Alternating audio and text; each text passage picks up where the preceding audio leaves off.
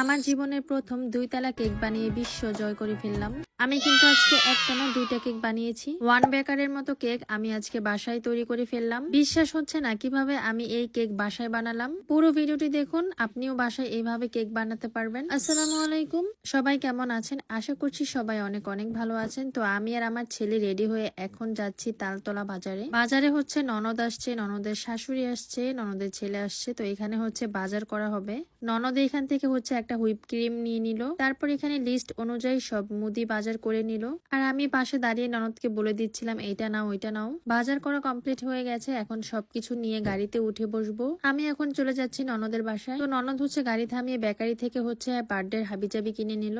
এবার আমরা মিথ্যা বাড়ি চলে আসলাম গাড়ি নিয়ে। এত বাজার করছি, আসলে পুরুষ মানুষ না থাকলে অনেক ঝামেলা। তো দুইজন টানা হেঁচড়া করে হচ্ছে কোনো মতে বাসায় নিয়ে আসলাম। বোরকাটা খুলেই হচ্ছে আমি আর মা ওই মিলে মুরগিগুলা কেটে নিলাম। ননদ হচ্ছে এখানে ডিম ভেঙে নিল। তো এখানে হচ্ছে 9টা ডিম ভেঙে নিয়েছে। আপনারা কি সত্যি মনে করছেন কেক আমি বানাইছি? ভাই আমি আসলে এত গুণের না, এই কেক বানাইছে আমার ননদ। এখানে ডিম ভাঙা, তারপর হচ্ছে 2 কাপ ময়দা নিয়ে নিল। আজকে হচ্ছে এখানে 2টা কেক বানানো হবে বার্থডের জন্য। তার উপরে দিয়ে দিল গুঁড়া দুধ 3 চামচ, এরপরে দিয়ে দিয়েছিল বেকিং পাউডার 3 চামচ, এরপর দেয়া হলো লবণ, এরপর দিয়ে দিয়েছিল খাবার সোডা 1 চামচের মতো। কেকটা বানানো যে কি ঝামেলার, এই ভিডিওটা না দেখলে আপনারা বুঝবেন না কতটা ঝামেলা পোহাইতে হয় একটা কেক বানানোর জন্য। তারপর শুকনো উপকরণগুলো সবকিছু চাইলা নিল 2বার। এইগুলা চাইলা না নিলে কিন্তু কেকটা স্মুথ হবে না। তারপরে হচ্ছে এখানে চিনি নিয়ে নিল 1 কাপ। এবার হচ্ছে একটা কাগজ কেক মোল্ডের সাইজ অনুযায়ী কেটে তারপর হচ্ছে ওটার মধ্যে তেল ব্রাশ করে নিল এইভাবে।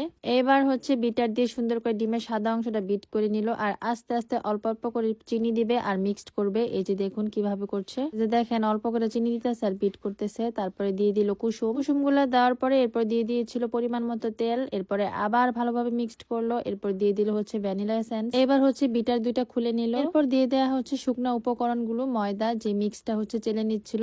প্রথমে 2বার চেলে নিয়েছে, এবার হচ্ছে আবার চেলে তারপর হচ্ছে এইভাবে মিক্সড করতেছে। কোনোভাবেই কিন্তু এইটা চাপাচাপি করা যাবে না, এই যে স্মুথলি এইভাবে হচ্ছে করতে হবে, না হলে ফোম নষ্ট হয়ে যাবে। আলতো হাতে করতে হয় এটা। এখানে কিন্তু অল্প একটু দুধও মিক্সড করেছিল। তারপর হচ্ছে এখানে এটাকে সুন্দরভাবে আলতো হাতে মিক্সড করে নিল। এইবার হচ্ছে কেকটাকে কেক মোল্ডের মধ্যে সেট করে নিল। মানে এটা তো ওভেনে দেওয়া হবে, যার জন্য হচ্ছে ওভেন প্রুফ বাটিতে। অনেকেই হচ্ছে চুলাতেও বানাতে পারবেন, গ্যাসের চুলায়। তো এখন হচ্ছে বাবলস গুলা একটু করে দিল। এইবার হচ্ছে কেক গুলা ওভেনে দেওয়ার জন্য রেডি।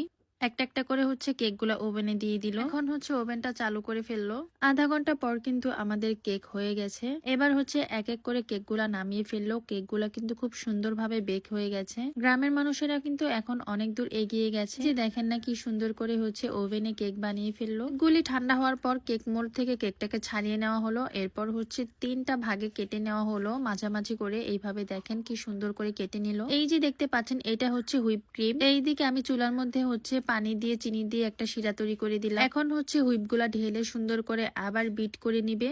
এইটা করতেও কিন্তু অনেক সময় লাগে। বিট হওয়ার পর এবার হচ্ছে এখানে ফুড কালার দিয়ে দিল। কেকের কি কালার হবে সেটা আপনার উপর নির্ভর, আপনি যে কোনো কালার করতে পারেন। তো এখানে হচ্ছে ব্লু কালার দেওয়া হয়েছে, কারণ বাসায় আর কোনো কালার ছিল না। এখানে হচ্ছে শিরাটা ঠান্ডা করে নিলাম আর এইটার মধ্যে হচ্ছে ক্রিম দিয়ে তারপর হচ্ছে কেক বানানো স্টার্ট করে দিল। প্রথমে হচ্ছে কেকের একটা স্লাইস নিয়ে তারপর হচ্ছে এটার উপর ক্রিম দিয়ে আবার সুন্দর করে ঘুরিয়ে ঘুরিয়ে এইভাবে দিয়ে দিতে হবে। আবার উপরে আরেকটা কেকের স্লাইস দিয়ে তারপর হচ্ছে চিনির শিরা যেটা বানিয়েছি ওইটা দিয়ে দিল। শিরাটা কিন্তু অবশ্যই ঠান্ডা করে দিতে হবে, না হলে কিন্তু কেক নষ্ট হয়ে যাবে। এবার হচ্ছে 3 নাম্বার কেকের স্লাইসটা দিয়ে দিল।